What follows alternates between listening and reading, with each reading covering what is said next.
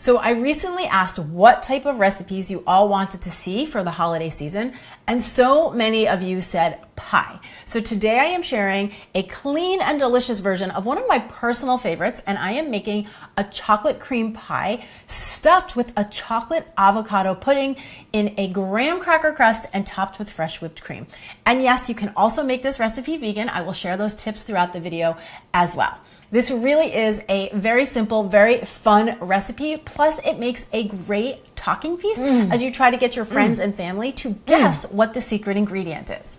Delightful. Now, for the graham cracker crust, you can buy these pre-made at the grocery store if you wanted to skip the step of making it yourself, but they really are very simple to make. All you need is 1.5 cups of graham cracker crumbs, which is going to be about 11 to 12 sheets of graham crackers, 2 tablespoons of coconut sugar, and then 6 tablespoons of melted butter. Personally, I always try to look for an organic pasture butter when possible. Now, if you needed to, you could also look for a gluten-free graham cracker. And if you want to keep this recipe 100% vegan, you can sub the butter with a plant-based butter substitute, or you can use melted coconut oil. Just keep in mind that if you use the coconut oil, it does give a little coconut undertone flavor to the pie, which I don't mind at all, but it's just good to know.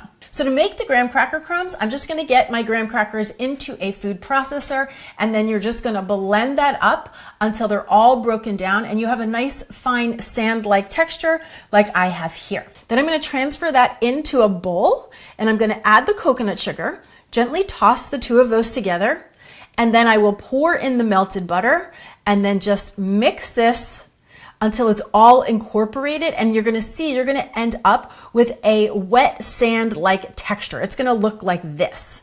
Then I am going to transfer this mixture into a 9-inch pie pan, and you just wanna spread it out and then begin to pat it down on the bottom of the pan and then up the sides of the pan as well. You don't have to push super hard. You're just gently patting it down, and you will see that these little crumbs begin to stick together. And then I like to just use a spoon to come down at the base of my pie pan and press the crust into the round corners. Just like that. Remember, this is a homemade pie, so we're not looking for perfection. We're just gonna do the best we can. So once you've got your pie crust looking pretty good, like I have here, it's all distributed throughout the pie pan.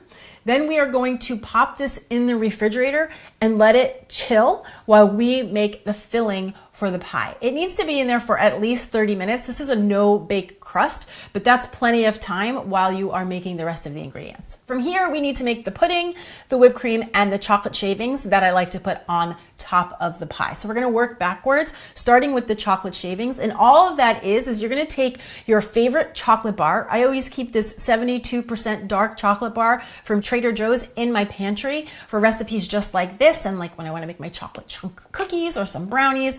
And all I'm gonna do is take my knife and thinly shave the chocolate. Really, you're just trying to cut it as thin as possible, and it makes these nice fine shavings. You need about 1/2 ounce to 1 ounce of chocolate, and then we're gonna set that aside while we make the whipped cream.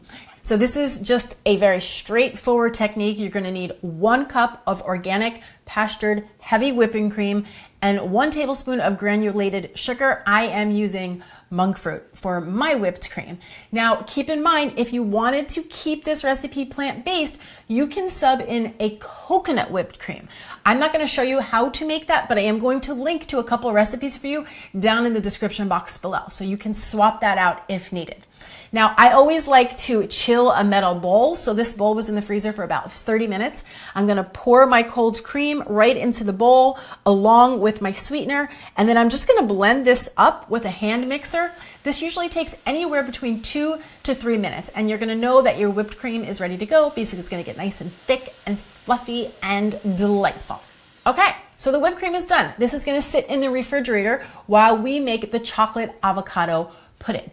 Yes, there's a few steps to this recipe, but they are very simple and it moves pretty quickly. So for our chocolate avocado pudding, it's so delicious. You need 2 perfectly ripe avocados. No pressure at all, my friends, okay? Just 2 perfectly ripe avocados. The way to see if your avocado is ripe is to take your thumb and just gently push on the skin of the avocado, and it should just gently give under your thumb. If it is hard and it's really hard to push, that means it's not ripe enough. If you push on it and your thumb goes right through, it's probably too ripe. So we really want avocados that are just perfectly ripe because we need them to be soft enough to break down in the mousse. And if they are not ripe enough, you're going to end up with little green bits of avocado throughout your chocolate pudding. Now, my favorite way to open an avocado is to lie it on my cutting board. I place my left hand over the top and then I slide the knife in horizontally. You're going to feel it hit the pit. And once it does, you just gently spin the avocado around the knife. Then you just give it a little twist and it opens up. And the easiest way to remove the pit, you have two options. You can take your knife and just gently tap the top of the pit, give it a little twist, and it will pop right out. But if you don't want to use the knife and you want to go super safe, you can also just hold the avocado in your hand, give it a gentle squeeze, and the pit should pop right out. I'm going to place the avocados into my food processor, which, by the way, you want to end up with somewhere between 10 to 12 ounces of avocado meat. And I'm just going to gently pulse that back and forth to break the avocados down just a little bit. Then I'm going to add a half a cup of unsweetened cocoa powder. You could also do a cacao powder, a 1/4 teaspoon of sea salt, 1/3 of a cup maple syrup, 1 teaspoon of vanilla extract. And then this ingredient is optional, but I love to also add a half a teaspoon of ground espresso powder. It just makes the flavor a little bit richer and it really enhances that chocolate flavor. Then we're gonna blend this up, let it all come together. You may need to stop and scrape down the sides and then just let it go again. And you're gonna let it blend until you have this nice thick chocolate avocado mousse like I have here. See this texture? So once I have it here, I want to thin it out a little bit because I'm looking for more of a pudding texture. So I'm going to pour in a half a cup of unsweetened almond milk and blend that up one more time. And see, you're going to end up with this texture here, which is more of a nice, light, fluffy pudding. So good. Okay, so we have all of our components created. Now all we have to do is assemble the pie. So I have my chilled graham cracker crust, and I am just going to spoon in our chocolate avocado pudding, get it all in there, and then just use a spatula to even it out to the best you can, nice and even, Steven. Then I'm going to take that fresh whipped cream and put that over the chocolate avocado pudding. And again, we're just going to smooth that out until it's nice and even.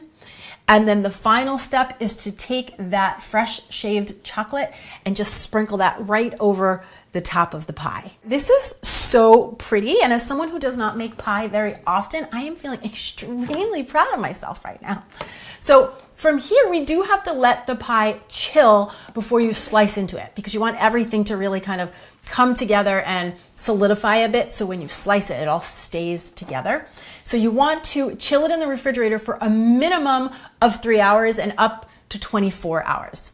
And then when you're ready to serve it, you want to keep the slices on the smaller side. If you've ever made a graham cracker crust before, they can be a little bit crumbly, especially the first piece or two. So if you keep the pieces fairly moderate, I find that it's a lot easier to get a slice of your pie out in one piece. Just look at this pie. It is light, it's fluffy, it's creamy, it's decadent, and it is so delicious. This is truly one of my favorite flavor combos, and I'm super excited for you to give it a try.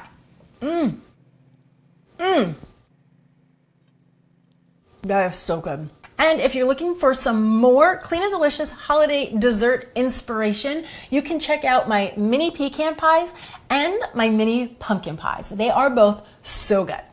Cheers!